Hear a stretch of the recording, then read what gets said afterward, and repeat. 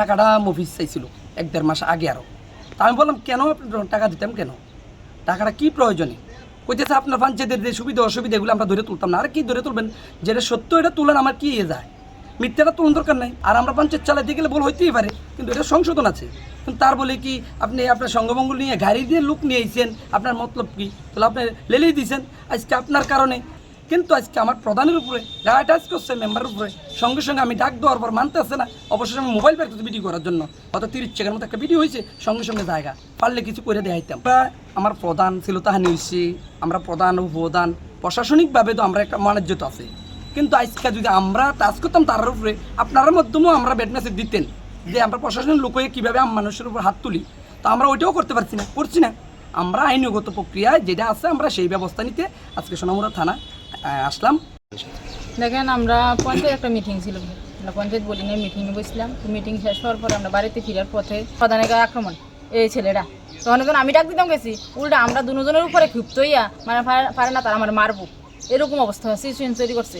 তখন আমরা বাধ্য করলাম যে তোমরা প্রশাসনিক লোকের সাথে এইভাবে আচার ব্যবহার করতেছো, তোমরা আসলে কি আমরা পঞ্চায়েত বোর্ডের কাছে কি কোনো কাজে তোমরা ব্যর্থ হয়েছো, কেন তোমরা এরকম করতেছো? আমরা নক করতাম, আমরা যদি তোমরা কোনো কিছু ক্ষতি করতাম আমরা নক করতাম, নক করলাম না, এইভাবে রিপোর্ট তৈরি করতেছো দিনের পর দিন। কী হয়েছে তোমরা আসলে কও, ঘটনাটা খুললে কও, এতটুকু আমরা কথা। আর এই ছেলেটা এই খারাপ আচার ব্যবহার। আমরা ফকিরতলা পঞ্চায়েতের প্রধান উপপ্রধান আমার মেম্বার, তো আমরা আজকে একটা পঞ্চায়েত একটা মানে পঞ্চায়েত মেম্বাররা নিয়ে আমরা একটা এই অ্যাকশন প্ল্যান ব্যাপার নিয়ে একটা মিটিং হইতেছিল বুঝছি। তো মিটিং শেষে আমরা বাড়ি ফেরার পথে যে মফিজ হে সুন্দর মানে আমার লগে ব্যবহার বৃত্তি করছোই, প্লাস আমার দুঃখ হইলো আমার প্রধানের উপরে আমার মেম্বার মানে তাদের উপরে অনুযুক্তি ছিল তাহানি, এবং টাচ অনুযুক্তি করছে, দেখা দিছে দেওয়ানে সঙ্গে সঙ্গে আমি দেখছি মানাতে পারি না।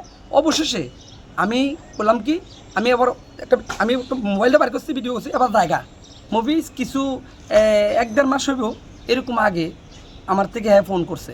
ফোন করিয়া আমার কইতেছে ভাই এইভাবে ব্যাপারে আমি মুভিজ, তো হ্যাঁ কইতেছে যে ভাই আপনার আমার কিছু টাকা দেন। আমি তো আমার কী টাকা, আমাদের যেটা 2000 টাকা চাইছি। আমি বললাম কেন দিতাম টাকাটা, কী কারণে? আপনার পঞ্চায়েতে এই সমস্যা, এটি দুই দেন তাহলে আমি আর কি আমার কি পঞ্চায়েতে ডুপ্লিকেট কী আছে? তো না দেওয়ার কারণে আমি কিছু না, আমি কী টাকা দেবো?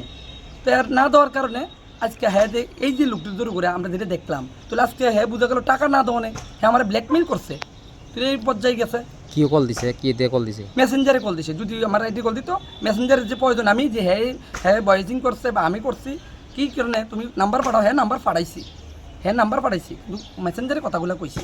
এটা আপনারা প্রয়োজন আমি দিয়ে দেবো স্ক্রিনশটে, কিন্তু প্রমাণ ছাড়া আমরা কাজ করি না। আমরা চাই পঞ্চায়েত প্রতিনিধি জনসাধারণ এখানে কী নিয়ে ভিড় করছে আমরা অবশ্যই দেখার দায়িত্ব আছে আমাদের, কী হইল না কী হইল। কিন্তু আজকে আমরা ভালোর জন্য যাওয়ার পরে এইভাবে কি মানে লেলিয়ে দিতে পারি নাকি? তার সঙ্গমঙ্গ একটা গাড়ি নিয়ে গেছে জানেন, গাড়ির ভিতরে মানে অন্য কিছু লোক বসে আছে। গাড়ি কে গাড়ি নিয়ে গেছে? তো গাড়িটা এই কে গাড়ি নিয়ে গেছে? মফিজ নিয়ে গেছে।